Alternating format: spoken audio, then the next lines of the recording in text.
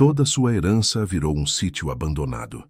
Mas um segredo escondido mudou tudo. Quando Mariana recebeu o papel nas mãos, ela ficou olhando para ele por um bom tempo, sem conseguir processar o que estava lendo. Era o inventário da herança da avó.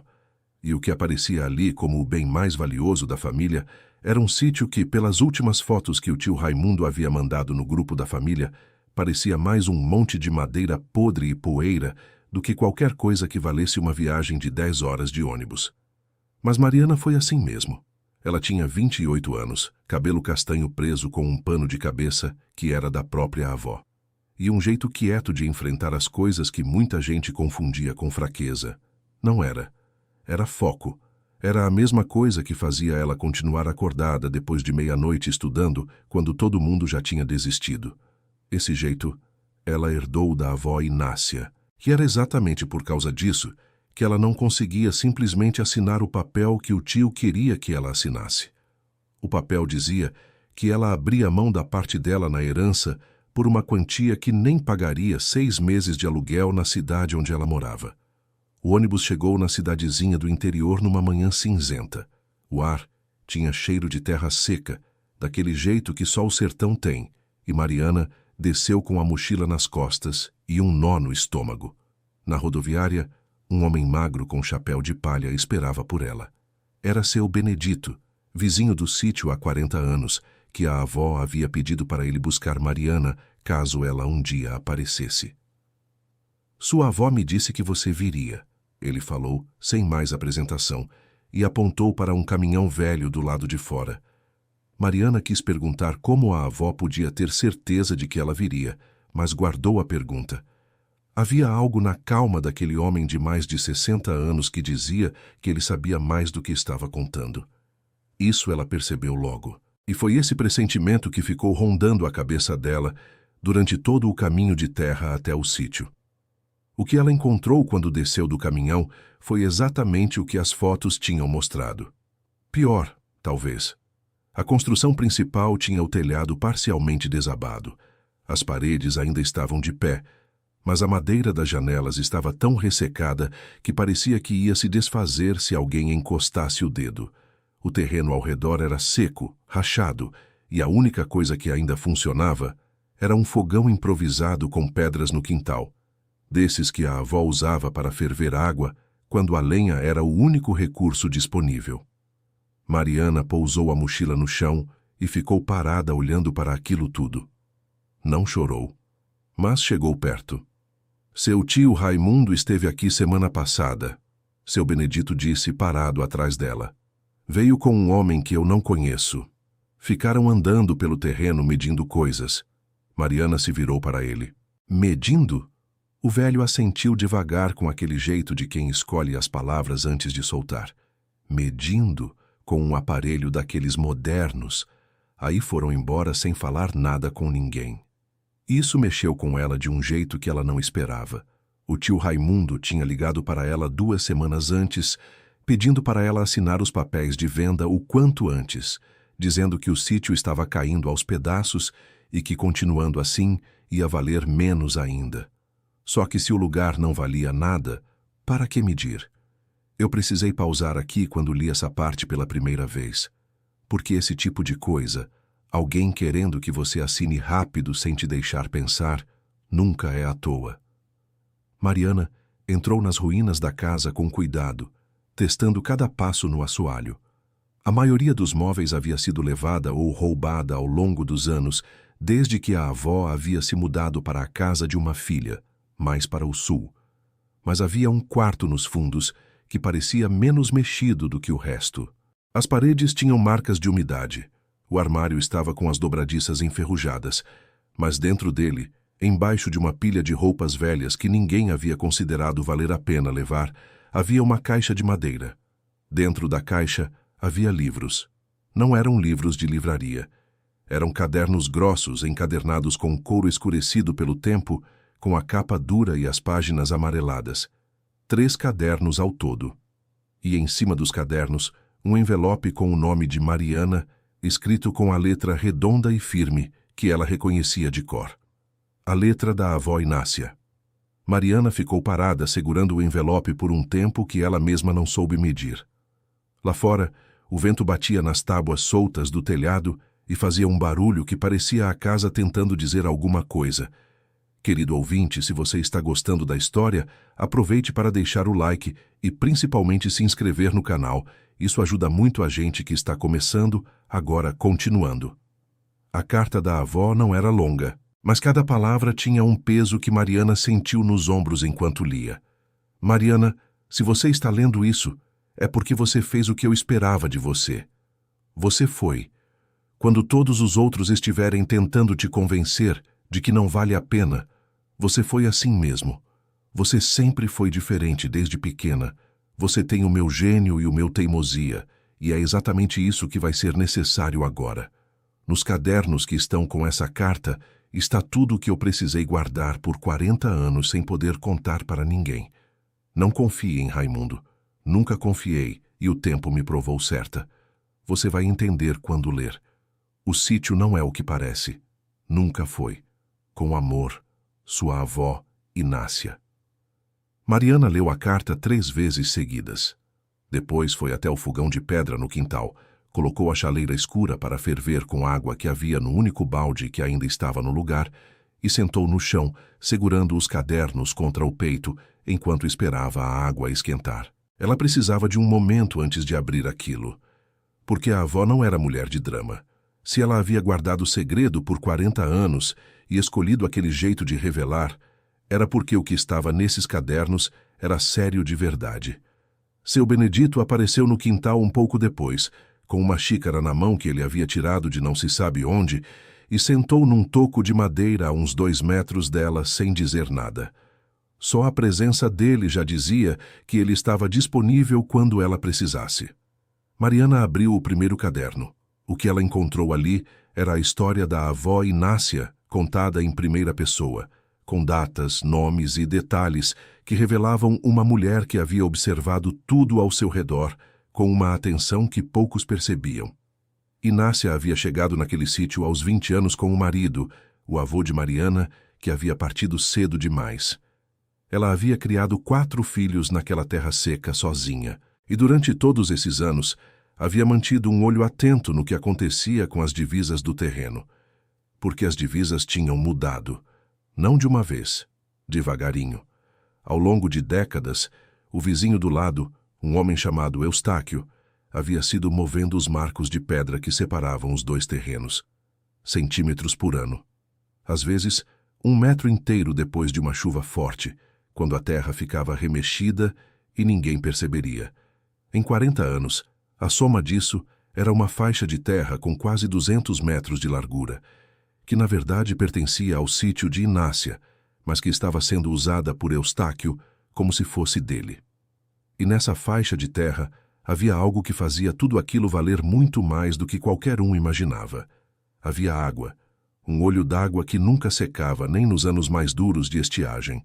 Inácia havia descoberto quando o neto de Eustáquio havia escorregado da língua num domingo de festa, falando que o avô nunca precisava se preocupar com seca porque havia água no fundo do terreno que não acabava nunca. Inácia havia feito as contas naquele mesmo domingo, e daí em diante ela havia começado a documentar tudo. Eu não sei vocês, mas quando eu cheguei nessa parte, eu senti aquela coisa de quando a gente descobre que alguém que parecia simples era, na verdade, uma das pessoas mais inteligentes da sala.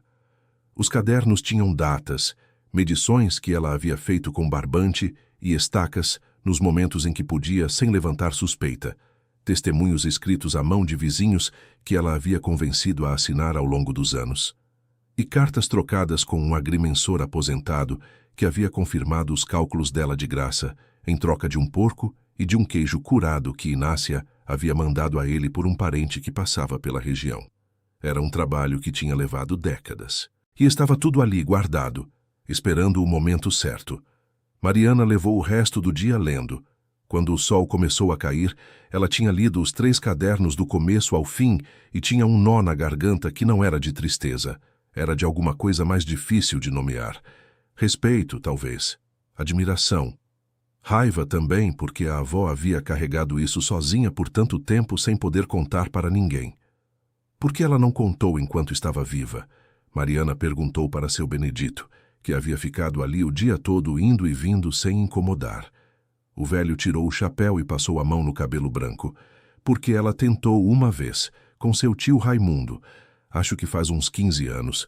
Ele disse que era coisa de mulher velha encasquetada e que ela devia deixar quieto para não criar briga com o vizinho. Mariana fechou os olhos por um segundo. E o senhor sabia de tudo isso? Sabia que ela guardava alguma coisa.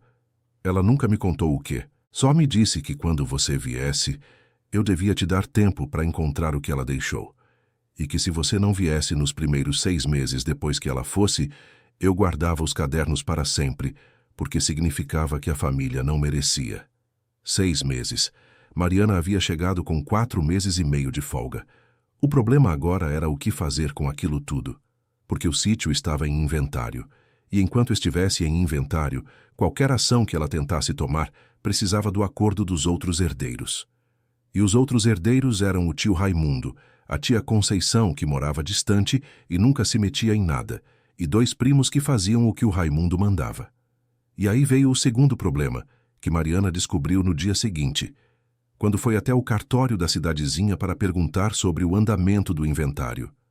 A atendente do cartório, uma mulher de óculos e cabelo preso que claramente conhecia todo mundo da região, ficou com uma cara estranha quando Mariana disse o nome da avó. Você é neta da dona Inácia, da terra lá do lado do Eustáquio? Sou. A mulher olhou para os lados como quem verifica se alguém está ouvindo e abaixou a voz. Seu tio veio aqui na semana passada, com uma proposta de compra já pronta. Disse que todos os herdeiros já tinham concordado. Mariana sentiu o chão afundar debaixo dos pés. Todos os herdeiros? Eu nunca concordei com nada. A moça do cartório ficou calada por um momento. Depois disse, ainda baixinho. O documento que ele trouxe tinha uma assinatura que ele disse ser sua. Mariana teve que se segurar no balcão. Alguém havia assinado o nome dela sem ela saber. Havia uma assinatura falsa num documento de cartório com o nome dela. O tio Raimundo havia ido longe demais. Tem coisas que a gente ouve e sente que conhece aquela dor de algum lugar. A sensação de ser traída por alguém da sua própria família é uma dessas coisas que não tem palavra exata, mas que todo mundo reconhece quando sente. Mariana saiu do cartório com as pernas bambas e foi direto para o único lugar que ela sabia onde encontrar ajuda. A casa de seu Benedito. O velho já estava na varanda quando ela chegou, como se esperasse. Ela contou tudo de uma vez, sem parar.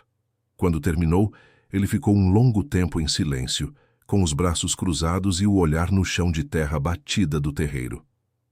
Tem uma mulher nessa cidade, ele disse finalmente. Ela aposentou faz uns anos, mas trabalhou com escritura de terra a vida toda. Conhecia a dona Inácia desde quando eram jovens.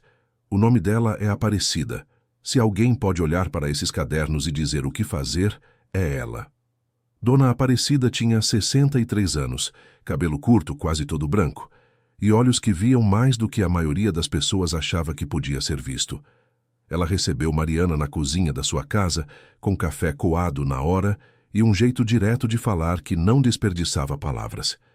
Quando viu os cadernos, ela colocou os óculos e começou a ler em silêncio. Levou quase 2 horas. Mariana ficou esperando sem fazer perguntas. Só na metade do segundo caderno, Dona Aparecida parou, levantou os olhos e disse: Sua avó era uma mulher extraordinária. Eu sei. Você sabe o que ela tem aqui? Ela bateu levemente a mão na página aberta. Ela tem décadas de prova documental, tem testemunhos assinados. Tem um laudo de agrimensor aposentado que ainda tem credencial válida, porque eu conheço esse homem e sei que ele manteve o registro ativo até hoje. Isso não é só uma queixa de vizinhança. Isso é um processo por reintegração de posse com fundamento sólido. Mas o inventário está aberto, e meu tio... Sobre o tio, Dona Aparecida disse, e havia uma seriedade na voz dela que fechava o assunto antes de ele ser discutido. Uma assinatura falsa num documento de cartório é uma coisa muito grave. Mas para você usar isso a seu favor, você precisa se mover antes que a venda seja registrada. Uma vez registrada, fica muito mais difícil. Mariana perguntou quanto tempo havia. Dona Aparecida foi até uma gaveta, pegou um bloco de papel e uma caneta e começou a escrever coisas. Você tem que notificar o cartório hoje, ainda que aquela assinatura não é sua, e que você se opõe à venda. Formalmente por escrito, com documento. Isso paralisa o processo temporariamente. Depois, você precisa acionar quem cuida dessas disputas na região. Eu conheço uma advogada jovem que acabou de se estabelecer aqui e que vai querer essa causa porque é exatamente o tipo de coisa que faz carreira. Ela deslizou o papel na direção de Mariana com um número de telefone escrito. Por que a senhora está me ajudando assim? Mariana perguntou. A mulher tirou os óculos e olhou para ela com aquela expressão de quem vai dizer algo que pensa há muito tempo. Porque a Inácia foi a única pessoa que me ajudou quando eu precisei, 35 anos atrás, e nunca me pediu nada em troca. E porque eu fui ao cartório verificar um registro semana passada por acaso e vi o que seu tio estava tentando fazer, e fiquei com isso na consciência desde então. Às vezes, as coisas se encaixam de um jeito que a gente não consegue explicar direito. E o que eu sei é que a avó de Mariana havia plantado coisas boas no mundo por décadas, e naquele momento, essas coisas boas estavam aparecendo em todos os lugares de uma vez. Naquele mesmo dia, Mariana fez o que Dona Aparecida orientou. Foi ao cartório, apresentou o documento de oposição à venda e a atendente de óculos carimbou tudo com um alívio visível no rosto, como quem finalmente podia respirar. Mas nada disso aconteceu sem custo. Quando o tio Raimundo soube, no dia seguinte, ligou para o celular de Mariana tantas vezes seguidas que ela parou de atender e começou a contar as chamadas perdidas. Chegou a 18 antes de ela desligar o aparelho. O primo mais velho, Hélio, foi ao sítio pessoalmente. Encontrou Mariana sentada no quintal, ainda segurando um dos cadernos, com a chaleira fervendo na fogueira de pedras.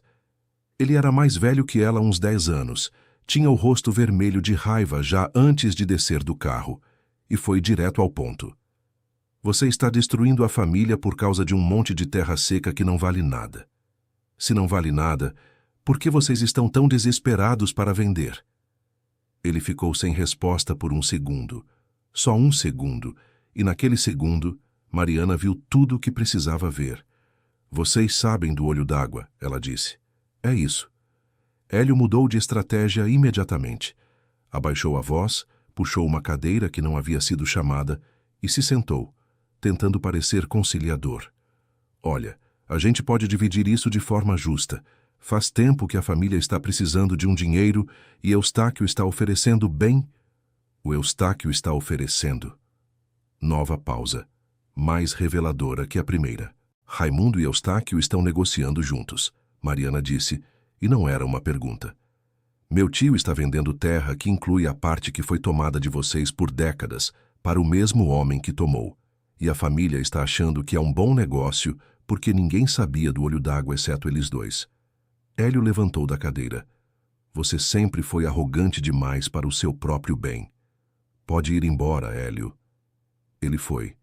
E Mariana ficou olhando a poeira do carro sumindo na estrada de terra, sentindo pela primeira vez desde que havia chegado que o terreno embaixo dos seus pés era dela de verdade.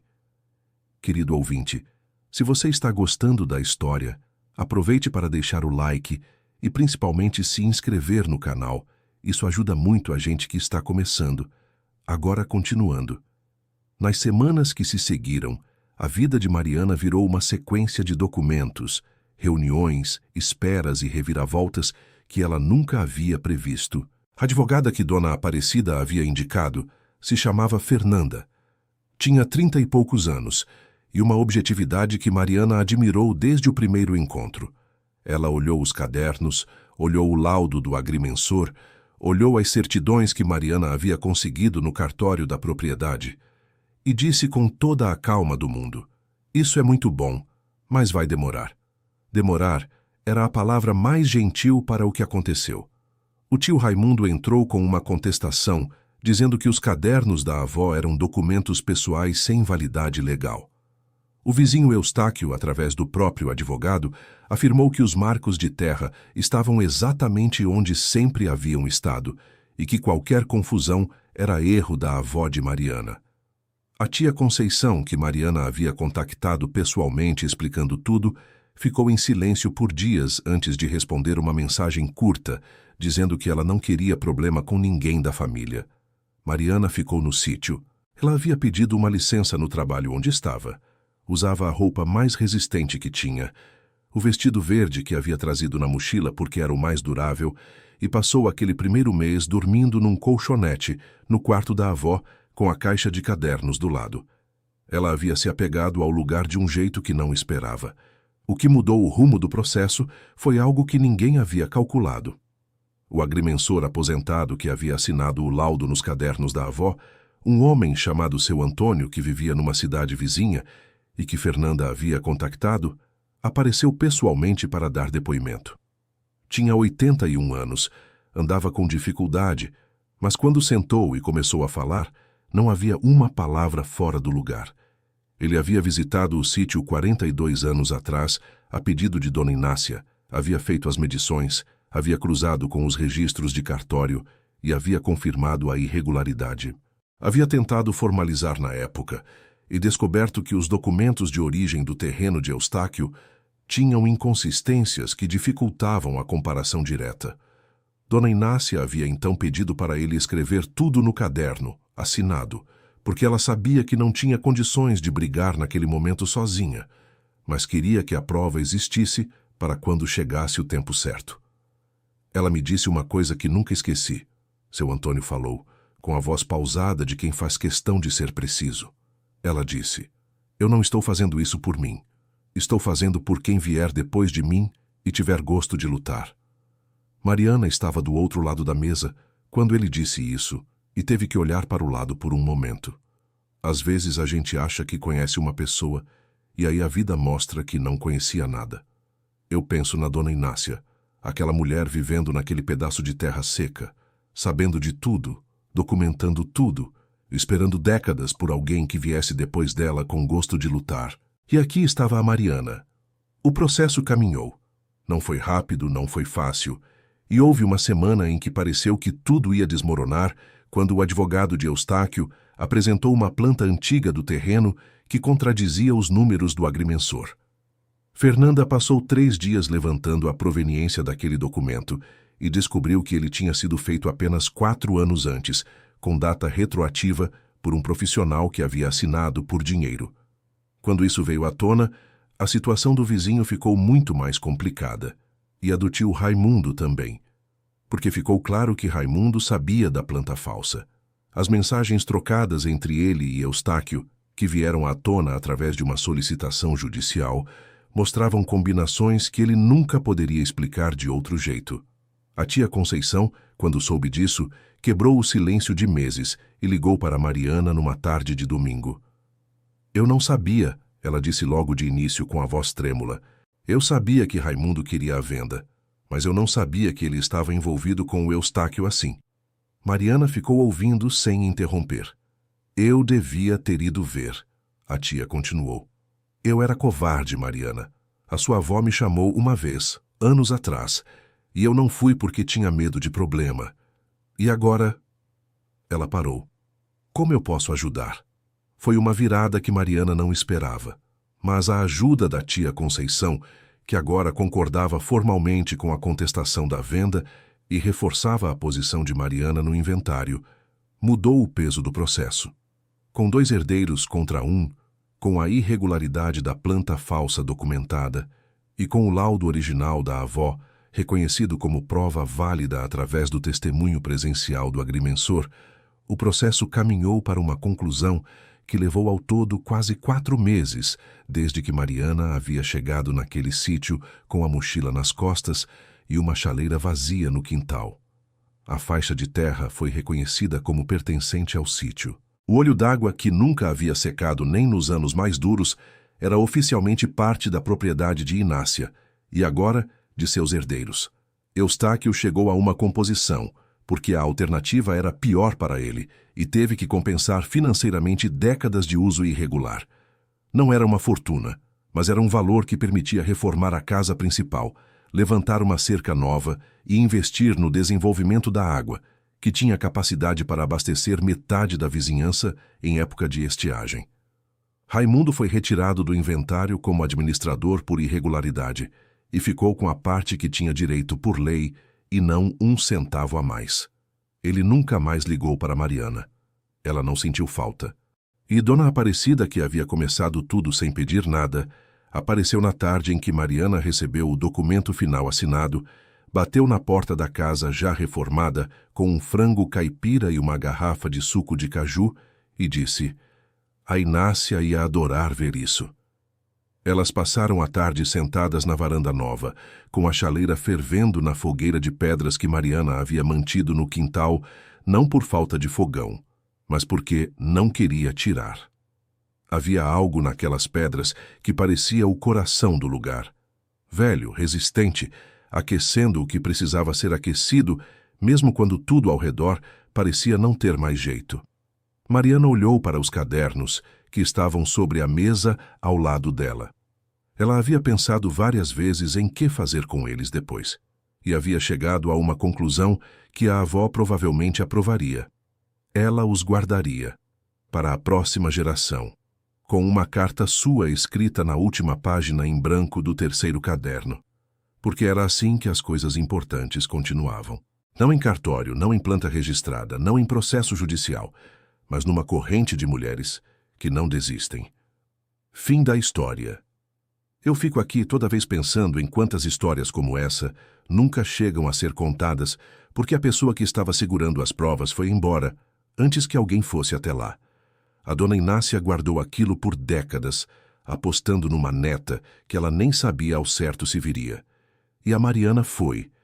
Essa fé que ela tinha na própria família, mesmo sendo uma fé silenciosa guardada em cadernos de couro, me toca de um jeito que não sei explicar direito. Se você chegou até aqui, obrigado de verdade pela companhia nessa história. Me conta nos comentários o que você achou da atitude do tio Raimundo. Quero saber se você ficou tão indignado quanto eu. E de onde você está assistindo? Esse canal está sendo construído com muito cuidado. Então, se você deixar o like e se inscrever, ajuda demais a gente a continuar. Até a próxima história.